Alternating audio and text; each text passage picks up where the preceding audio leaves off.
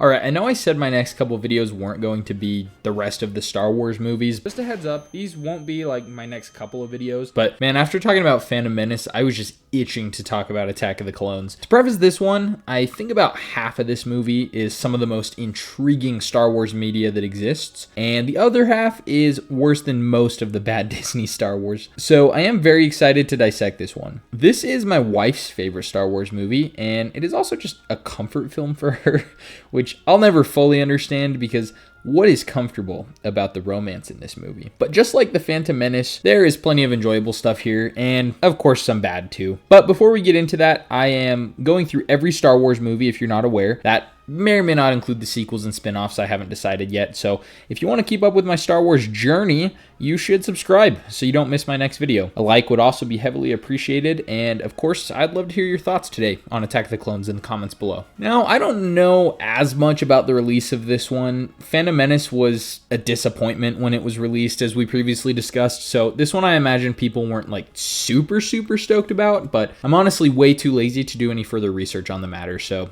you're just gonna have to take that for now. I do know for a fact, though, that this movie was released just a few months after my birth, so it's a bit old nowadays. Attack of the Clones, as a follow-up to The Phantom Menace, is odd, as it takes place 10 years after the events of that movie, but it also makes perfect sense because we do need to see how Anakin becomes Darth Vader in these movies, and that's kind of hard to accomplish when he's just a little 9-year-old kid. So this, to me, is a good time jump. I think it's worth it. With that being said, there is a lot that seems to have happened in between movies, like Anakin being played by a different actor and Natalie Portman getting super hot. So this time I'm going to start with the good things in this movie, the things I like, which there are a lot of, I think. The jump in CGI from Phantom Menace to this movie is very felt, as the majority of locations in this one are completely computer generated. It's very impressive and honestly not really that hard to look at, even in today's standards. Kamino especially just looks really cool, I think. So that is one thing I really like, Kamino. It's really cool, solid film score there, and I love those long neck fellas. You know I love me some Yarael poof. I do really like that this movie opens up with a high-speed car chase as well and some rad electric guitar. I like seeing just a glimpse into the underbelly of Coruscant. I really like Count Dooku. Christopher Lee is perfect as him. I like that we get to see some more Palpatine in this one as well. I think it's weird that Yoda has a lightsaber fight in this. I mention it because I do like it, but I will talk more about that in a little bit because I'm a little mixed on it at the same time. I love when the clones attack. I love seeing part of Anakin's dark side. I love Anakin and Obi-Wan's relationship, and I love the Colosseum gladiator fight. That part is so cool. All of that being said, that's a lot to go over in this video, and I don't really have the time, nor do I really want to get into all of it in detail, so let me just highlight a few of those things that I think make this movie really good. I really like basically everything with Obi-Wan in this movie. The stuff with Kamino, the stuff with Dexter, the stuff with Jango Fett, and of course the stuff on Geonosis. His story arc in this movie of chasing after this random bounty hunter, discovering a planet that was believed to not exist, and then finding out that the people on that planet made an army for the Republic, and then being forced by his master's master to fight in a Colosseum is just freaking awesome and rad, and I can't help but mention his hair. It is gorgeous, and I also think this is a good time to mention that my wife has a signed and framed picture of Ewan McGregor that we proudly hang on the wall in our home. With all that being said, we obviously don't get a whole lot of him with Anakin in this movie, but as I mentioned before, their dynamic is one of my favorite parts of this movie. The movie does open with them chasing down a bounty hunter who's trying to kill Padme, and they each have a lot of back and forth banter, and it's just really fun to watch. They have this kind of brotherly vibe that isn't really what a master and apprentice are supposed to be within the Jedi, and I think that's why we see them clash so much, but it's in a loving way. We also see more of their relationship towards the end of the movie when they are fighting in the Colosseum, and like I said, love that fight scene so much. I love afterwards when the clones attack and they fight Dooku and stuff as well. It's a cool fight scene and it shows their dynamic in a fight as well. Anyways, I've talked about them enough, I think, for now. I could talk a little bit longer, but luckily we still got one more movie with them after this. Another thing I really love about this movie is Christopher Lee as Count Dooku. It's interesting to see the difference between his character and Darth Maul. Darth Maul was much less experienced, and you really get this vibe that Dooku really knows what he's doing and knows what he's talking about. He really seems to have a grasp on the war that is about to ensue and just the power that he is about to come into. He also has his iconic look of superiority. Now, similarly to Maul, Dooku isn't super prevalent in this movie, unfortunately, but I do think that this allowed for some very interesting stories revolving around him to be told in the Clone Wars. Anyways, Dooku is cool. We love him.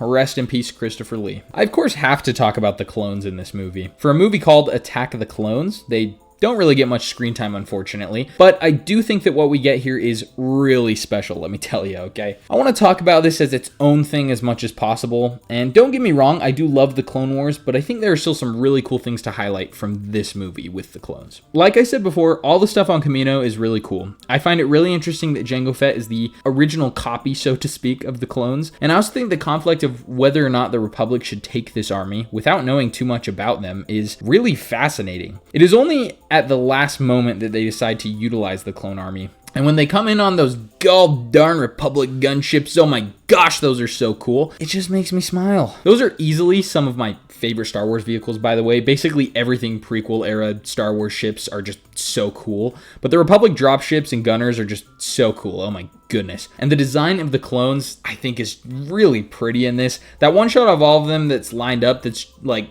exclusively CGI. Even though you can tell it's CGI, they look really cool. It goes so hard. Anyways, the clones, rad. No wonder we have a 7-season show about them. They're so cool. The last really good thing that I want to talk about in this movie, that I think segues perfectly as well into the bad things about this movie, is Anakin, and specifically his dark side kind of showing through a little bit more. From the start of this movie, Anakin is edgier, angstier, and more grown up than the last movie. He really wants Padme in this movie, which is his driving motivation for everything he does for the most part. But at the same time, he is really fun to watch. As this movie progresses, we see his emotions come out more and more, and again, for the most part, this is bad, I think, as far as his emotions are concerned, but it is particularly interesting when they go to Tatooine and he finds out his mother has been captured by Tusken Raiders. When confronted with this news, he takes a speeder bike out to the Tusken Raiders camp, finds his mother, who then dies in his arms, and then murders an entire tribe of indigenous people. Wowza, is that evil. Of course, the I killed not just the men, but the women and the children too has been memed like crazy over the years, but I do find this scene kind of crazy and super impactful, honestly. I mean, he definitely overshares with Padme a lot in this movie, but he just slaughtered like over 20 people, and immediately he tells his babe that he did it, and that he kind of liked it too. And for some reason,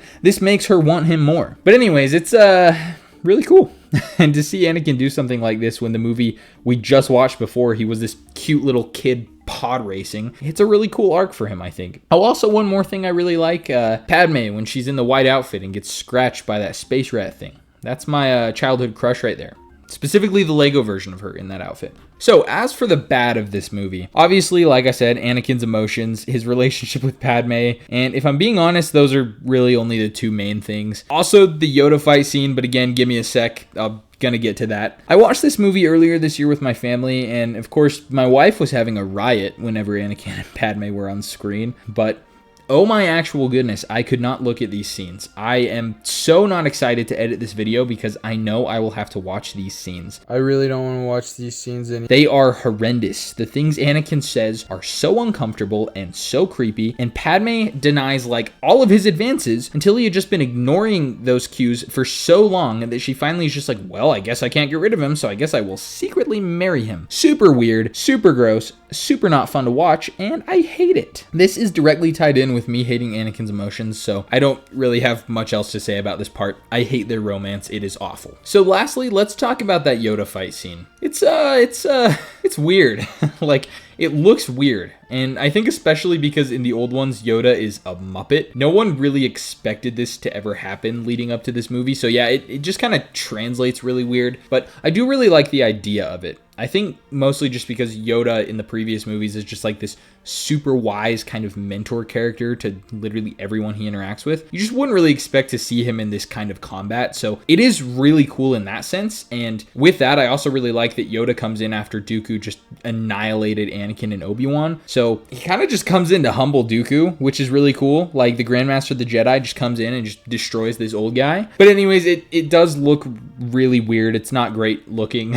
He has another fight in the next movie also, obviously, that's kind of weird, but we'll talk about that next time. But I like it and I don't like it. All right, are you ready for the Glup Shido lightning round again? I guess I probably should have explained this a little bit more in the last video, but basically the Glup Shido lightning round is just me listing off all of the obscure characters that for some reason have been named, and there are images and Wikipedia pages for all of them. So let's give it up for Asherad Het, Ayla Sakura, Aegon Kolar, Barris Offee, Boltar Swan, CC-2224, Coleman Trevor, Corday, Denaria Key, Depa Balaba again, Dexter freaking Jetster, Dud Bolt, Ethkoth, Ellen Sel Sabagno, Gregor Typho, Hermione Bagua, Jobel Naberi, Jocasta Nu, What the Heck, Kayati Mundi is back, Kit Fisto, Lela Nali Main, Luminara Unduli, Lene Minx, Mas Ameta, Maya Nali, Niche, Newt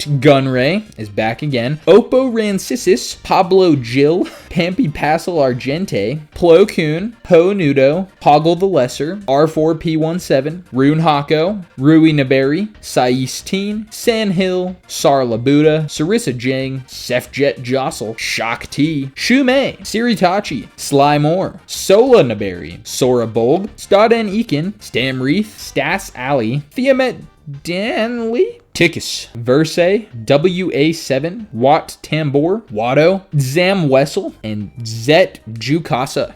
And every single one of those characters has their own spin-off book or comic. That is not a joke. You can look that up. Also, the amount of random Star Wars PNGs I now have saved on my computer that I will never use again just makes me so happy. Overall, I like Attack of the Clones. I think it's a better and more intriguing movie overall than Phantom Menace, but I also hate the romance stuff and just wish it wasn't there. It really ends up bogging down the movie at the end of the day. Although Across the Stars, aka the love theme in this movie, is hands down one of the best pieces of Star Wars film score that has been produced. I think I'm gonna give this one 1 million clones out of an Anakin arm. Once again, I would love to hear what you think about this movie in the comments. I feel like I don't really hear this one talked about a whole lot, and I think that kind of stinks. It's a really fun movie. And again, if you wouldn't mind subscribing, it helps me out a ton, and it just means the world to me. A like would, again, also be really cool. Thank you so much for tuning in again, and I'll catch you next time. See ya.